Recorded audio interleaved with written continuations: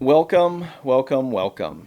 This is kind of a little segment that I want to start doing on my channel where I just kind of do like one of these little talking head videos and just talk about things that are kind of on my mind that I think might be on other people's mind and you might find some value in it. Since this is very much health related, I don't want to get too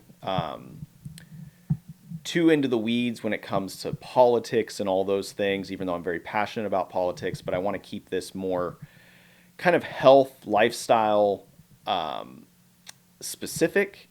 And yes, maybe sometimes there might be something that can be deemed a little political that kind of falls into that, but understand this isn't, I don't want to play left and right here. I want to be as transparent and just talk from everybody from a whole. So, right now, the big thing that's kind of going on is healthcare, right? High healthcare costs. So, uh, for those who are religious, I am a newfound Christian myself. Jesus said that it's not the healthy who go see a doctor, it's the sick, right? So obviously, there's more to that Jesus was looking to. He didn't want to go and help the healthy; he wanted to go and help the sick and the sinners. Okay, that's not what I'm getting at. But the part of what he said was, it's not the healthy who are going and seeking help when it comes to their health because they're already doing, for the most part, they're doing all the right things. It's the sick, the unhealthy, the ones who are living unhealthy lives that are the ones to most likely utilize the healthcare system. Statistically, this can be found on the CDC's website. There is 60 to 70% of the American adults in the United States, 60 to 70% are overweight or obese. Okay, those two things alone contribute to chronic illness, chronic disease, all these things that maybe started out as a small problem and have now turned into a major problem. If you could do the research and find out how much money that places on a healthcare system, you would understand why all of these healthcare companies have been able to just continue to jack up prices, raise premiums, and do all those things. Not to include more of the selfish side of them being public companies, having shareholders, having an obligation to their shareholders to make sure that their share prices are producing whatever it is that it says, whether it's, people purchase because they want the dividends or that it's going to be, constantly growing and they're going to be, the stock is going to, grow more rapidly because they reinvest a lot of their money back into the company. And that doesn't all of those things together don't create an environment for healthcare to be affordable. So when you look at it like that, and this is the way my brain works, when I think like, okay, if I can control a large part of what goes on in my life, one being my health, right? Sometimes you're predisposed to cancers and certain diseases, like there's really nothing you can do, and it's nothing that you did. There's plenty of very healthy people who wind up with cancer. That's not what I'm getting at. I'm talking about the preventative maintenance that we can do. We do preventative maintenance on our cars. Sometimes it doesn't prevent you from having a catastrophic failure, but when it comes to our bodies, the thing that we can't just replace, a lot of people just kind of shrug, whatever. I'm gonna die anyways. That's what they do. To me, that's insane. You are a machine.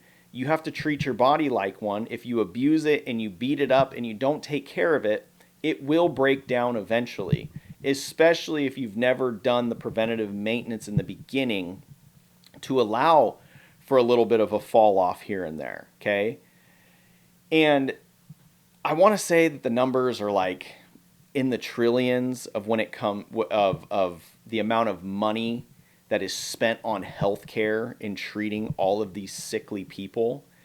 So if you had the ability, which you all do, no matter where you're at in your physical fitness goals, to say, you know what, today's the day. I am making a positive change for the better. And all it took was for you to commit to 1 day a week of vigorous physical exercise for 1 hour. I'm saying 1 hour. Would you do it? If that meant that you could potentially reverse any of the bad lifestyle choices that you've made from a health standpoint, and you could start to reverse certain things, whether it's prediabetes and all these things, would you dedicate 1 day, 1 hour to getting on the right path? I mean, most people, I think, I would hope, would say that's not that's not a crazy thing to want to do, right? That's not a crazy amount of time that I'm going to lose. And you shouldn't look at working out as losing time, because you're going to gain that time on the back end, okay? And you're going to feel better. Exercise is about quality of life. Taking care of yourself is about quality of life. Too many old people that most of us know or have known have fallen apart because of the lack of movement, the lack of exercise. They just wasted away. The minute that their knee started hurting, guess what? They stopped walking. Instead of walking more, because chances are the knee started hurting because of the lack of movement, they even moved less. And then your body starts to regress, and it starts to basically, I want to say it's called apathy, and it starts to just stop. Basically, your brain just starts going, oh, well, I don't know how to walk anymore, or I don't know how to fall, I don't know how to jump. It starts to unlearn things that you've probably learned when you were a child when it comes to different types of movements, jumping, running, right? And that's why old people, when they fall, they basically just they fall like a baby. They're just like, oh, I haven't learned how to do this, and they bonk, and then they break stuff, they hit their head, they die. And why would you want to wind up like that? You know, like I see it in my own family. I see people that they take for granted the one body that they get. They complain more about how they feel, but the minute that you offer any type of solution, okay, the solution is movement, by the way, they completely, that's what I hear. And it makes my blood boil that people turn their nose up at physical activity when it's literally the thing that can completely change your life. But instead, they run to the doctor. My feet hurt. My knees hurt. I've got acid reflux. I've got this, I've got that. And these are people that have never abused their body in any way, shape, or form. They didn't do hard manual labor. They weren't in the military. They didn't do this. They didn't do that. They didn't work out for years and years and years and actually use their bodies. We're talking about people who are just ordinary people, which is most people who are just normal, everyday people, spent more time with their ass in a seat, like I'm doing right now, and they're complaining that their body is basically failing them. And it's like the neuropathways aren't neuropathwaying. You know what I'm saying? It's the brain's not sending a signal that says, hey, you know why you feel this way is because you sit around on your fat ass all the time and you don't do shit about it. Okay? And I'm sorry for being overly aggressive when it comes to this, but this is so important. And I think, now this is starting to really trickle down even into people's children. Very unhealthy people are having kids, and guess what? Those kids are learning, it's learned behavior, especially because a child cannot dictate whether or not they eat fried foods or vegetables, right? It's whatever the parents serve, that's what the kid's going to get. And I hate to break it to you. I'm kind of guilty. I give my kid chicken nuggets, but you want to know what else I give him? I give him fruit. I tell him all the time, you don't get all the junk food whenever you want it. You're hungry? Guess what? You're eating blueberries. You're hungry? Guess what? You're eating oranges. You're hungry? You're going to eat some bananas. Because most of the time, they're just eating to eat. No other reason. They're not actually hungry. And when they eat the foods that are more healthy for them, they're more fulfilling. They can curb your hunger. He eats it and he goes, you know what? Really, I'm actually not that hungry. I'm just bored. Okay. Stop giving in to your children. I think that if you've got literally morbidly obese kids or even obese children, that's child abuse. You're setting your child up for failure. You're setting them up to become dependent on a healthcare system that is most likely going to deny most things anyways because it's already overwhelmed and they ain't trying to spend any money. So why already set your children up for a disadvantage in their adulthood, right? It's our job as parents to protect our children, to teach them positive habits. If you don't have positive habits, you either got to figure out how to have them or you got to hire people to help you build those lifestyle habits. I would gladly help encourage those. I am a certified personal trainer. I also do lifestyle habit training with the personal training stuff too. So it's very basic. It's nothing crazy. It's more like mindset shift type stuff. I'm a firm believer in practice what you preach what you practice, right? That's how I do things. If I say something to somebody, it's because I also practice that same thing. Okay. I don't believe in telling one person that, oh, this is going to work for you if I've never done it before. Right. So, I'm 35 years old. I've been around the block a few times. I understand how difficult life can feel. I understand how stressed out you can be sometimes. But you know what? That's all in our minds, right? Like being stressed out about something is all in our minds. It can be corrected. We can build the strength to get past that. You just need positive people in your corner too. If you're surrounded by people that don't value health and they're the ones that are, that you spend most of your time with and they're dragging you down too, get away from them. I'm not saying that you got to say, oh, I can't be friends with you. Oh, you can't be, I don't want to have anything to do with you. But if you spend more time with the people who don't have your best interest in mind, you gotta kind of start to veer away from them and take control of your own life.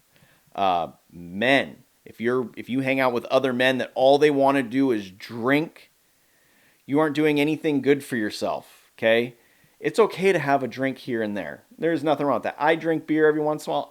Last weekend, I think I drank a 6-pack over 3 days, but I still drank a 6-pack, right, from a Friday to a Sunday, and there's nothing wrong with that. Indulge in some of the legal substances that you can have in moderation. You'll be perfectly fine.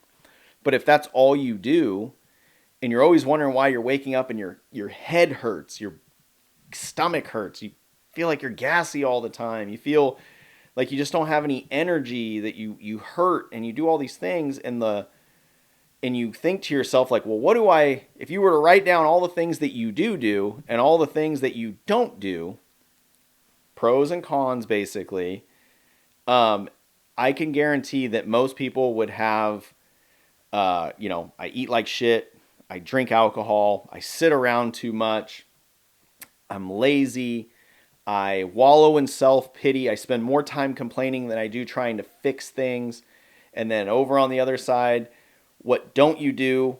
I don't eat right. I don't exercise, which should be number one for most people's physical problems. And if you can do that and start to kind of chip away at the things that are causing you more harm, you'll be better for it.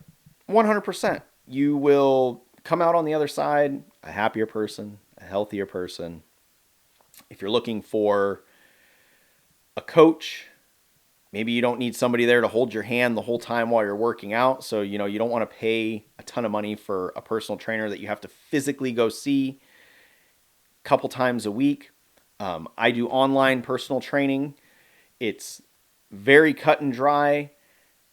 There's a consultation. I get to know you. It's about 45 minutes. It's free. It doesn't cost anything for you to do it. We jump on Zoom. We talk. I figure out who you are, learn a little bit about you, learn about your lifestyle, learn about your pain points, things that you want to fix in your life, and we go ahead and we build a fitness plan that's specific to you. Okay. And these can be, if you have a home gym, it's built based on the equipment that you have at your home gym. If you go to a commercial gym, it's built based off of what majority of all commercial gyms will have. And and we go from there. And then we check in once a week to see how you're doing, see how you're feeling. If there's any minor adjustments that we may need to make to the program, which generally you wouldn't do in the first week anyways, because you haven't done it enough yet to really see if it's going to work. Most of the time it would be after 30 days. And right now I'm offering that for $60 a month for a 3-month program. So for 3 months, 90 days, $60 a month, I will give you all of that. Personalized programming, weekly check-ins. Once a month, we can revisit the plan and see what changes we need to make. And after, that 90-day block, if you feel like you need to go another 3 months, and you want to continue it from that specific one, I'll offer it to you again for another $60 a month for another 90 days. If you stop and then eventually you come back because you still want some of that extra engagement or some new programming, then my prices are going to go back to where they are normally, which for that specific plan is $150 a month. So basically you're getting it for almost 50% off. Okay. And I take a lot of pride in this. I take pride in people's physical fitness. This isn't one of these, you pay me for programming, I build a program for you that I found on ChatGPT, and I load it up and I send it to you and I disappear. I send it to you in a Google Sheets type thing and I disappear and you never hear from me again. It's not how it works. You will get access to an app that I use. All of your workouts will be loaded in there. You'll be able to go in there and log those workouts. You can connect if you have like any type of fitness wearable to it. If you use like MyFitnessPal to track your food, which I recommend that if you don't do it, that you do that. And then, you can kind of see like a live thing that's on there on your little dashboard on your app. We communicate through there. So if you need to send me a direct message, you send it directly there. I'm going to see it. You can post videos of workouts that you do. So if you want help with like spotting your form, or you're just proud of something that you've accomplished, you want to put it on there and you want me to help, be your cheerleader, because that's also part of being a good coach is I'm there to help encourage you and drive you to see your wins and understand that even the small wins are 100% worth celebrating no matter what. It's the small wins that compound into those big wins. It's not always about hitting that big thing right off the bat. But if that's what you're looking for, I'm your guy. I've been doing this for 20 years. And by doing this, no, I have not been training people for 20 years. I've been training for 20 years. I'm a big fitness guy. I know what I'm doing. I know how to get strong. I know how to get big. I know how to get fast. I know how to be a better runner. I know how to do it all because I've done it all. I've been in every single one of those groups of people of, you know what, I want to be better at running. What do I need to do to be better at running? Well, you got to run.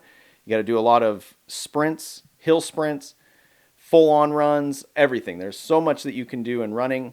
I want to be strong. Well, how do I get strong? Well, you got to lift. Well, how do I lift? You got to lift heavier weight for lower reps, right? You got to do that.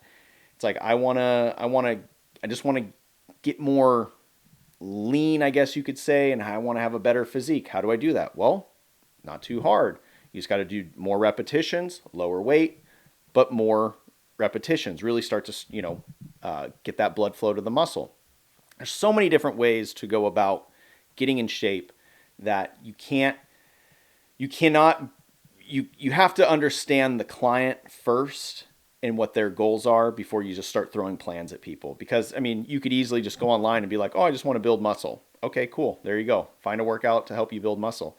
Doesn't mean that you're going to have somebody that you can check in with and say, hey, like, how am how am I doing? What else do I need to do? Right? It's if you don't need help, you don't need help. But if you're somebody that's like, I need that accountability, then that's why you pay for a coach. A coach helps keep you accountable and has your best interest in mind.